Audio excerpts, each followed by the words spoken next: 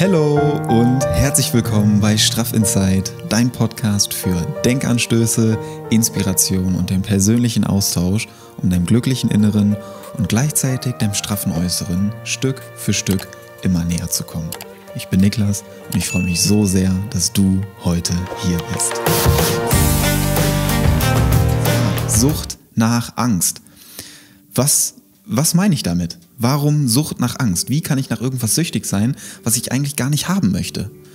Lass die Frage mal kurz wirken und denk vielleicht nochmal drüber nach, wie du nach irgendwas süchtig sein kannst, was du eigentlich gar nicht möchtest. Und dann überleg mal, wo das überall der Fall ist.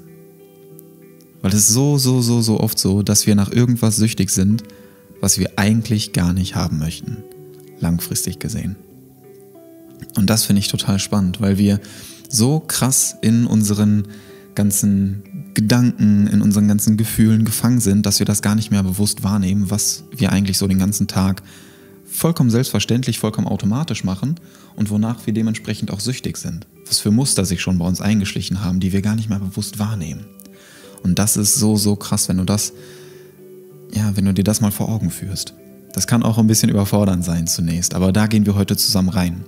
Ich nehme dich da ein bisschen an die Hand und wir gehen da Schritt für Schritt durch, warum mir das jetzt auch gerade so wichtig ist, sowohl persönlich als auch im Coaching, da näher hinzuschauen, weil das ein super essentielles Thema ist, um dich persönlich auch weiterzuentwickeln.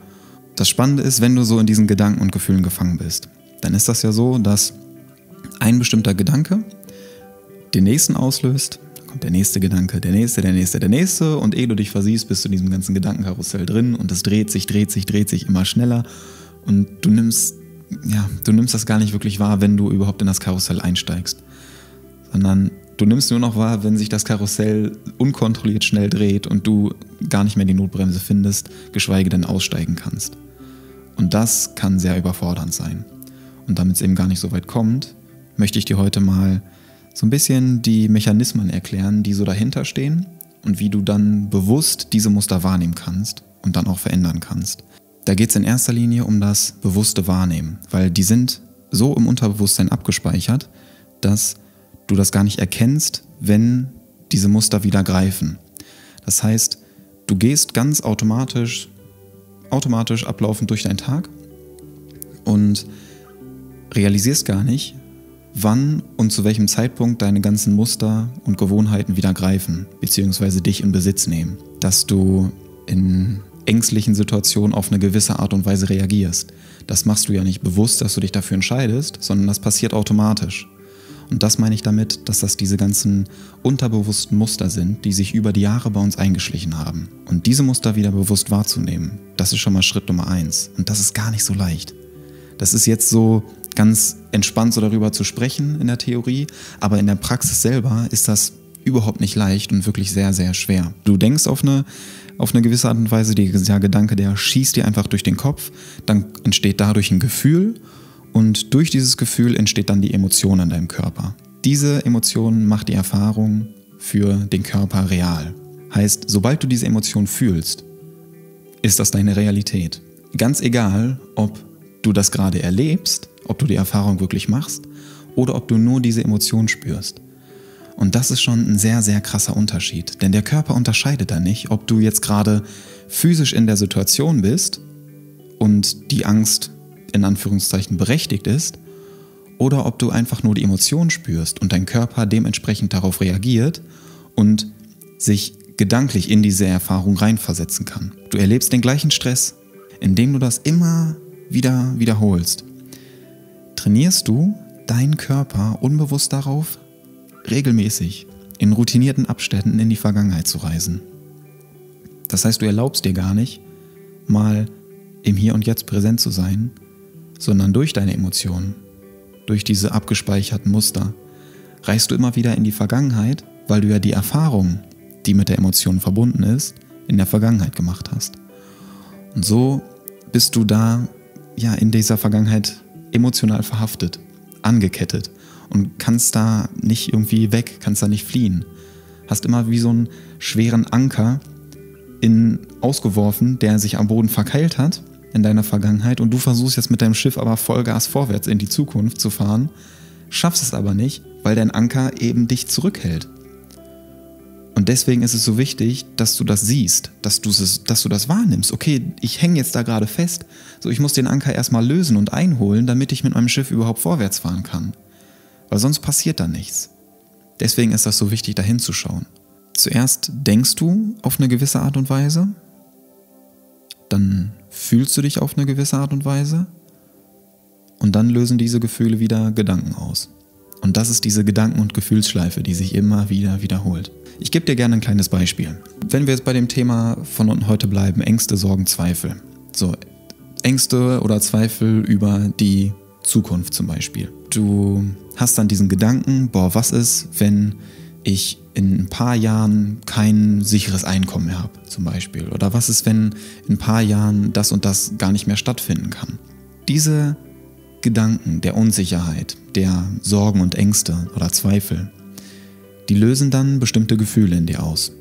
Das heißt, du fühlst dich so, wie deine Gedanken dir das vorschreiben oder einprogrammieren. Und durch deine Gefühle, die das in deinem Körper auslöst, wie vielleicht eine gewisse Enge in der Brust oder du kriegst Magenschmerzen oder kriegst Kopfschmerzen, wenn du dich da so viel und extrem reindenkst, dann löst das wieder bestimmte Gedanken aus. Und so wiederholt sich das immer wieder und du bist dann in dieser Schleife gefangen. Heißt, du reproduzierst deine Vergangenheit in die Gegenwart und dann auch in die Zukunft. Indem du das wiederholst, löst du bestimmte biologische und chemische Prozesse in deinem Körper aus. Wie zum Beispiel, was wir gerade hatten, Magenschmerzen, Kopfschmerzen, Verdauungsprobleme, diese psychischen Aspekte auch, wie eine Gereiztheit, eine Ungeduld, eine Ignoranz, Frust gegenüber einer bestimmten Person zum Beispiel. Also ohne dass du das merkst, fesselst du dich immer stärker an diese Emotionen, weil dein Körper baut eine gewisse Sucht nach diesen Botenstoffen, nach diesen chemischen Reaktionen in deinem Körper auf. Und diese Botenstoffe, die dann ausgeschüttet werden, ja, diese Neurotransmitter, die werden an dein Gehirn gesendet. Und da speichert sich dein Muster zusätzlich ab. Heißt, du bist körperlich und mental abhängig von deiner Angst, von diesen Mustern. Das ist das, was ich heute damit gemeint habe mit diesem Folgentitel.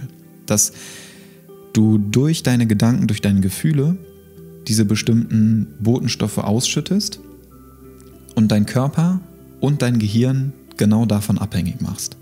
Heißt, dein Körper schreit ja immer wieder nach diesen Effekten, die dann im Körper ausgeschüttet werden, diese Botenstoffe, ja?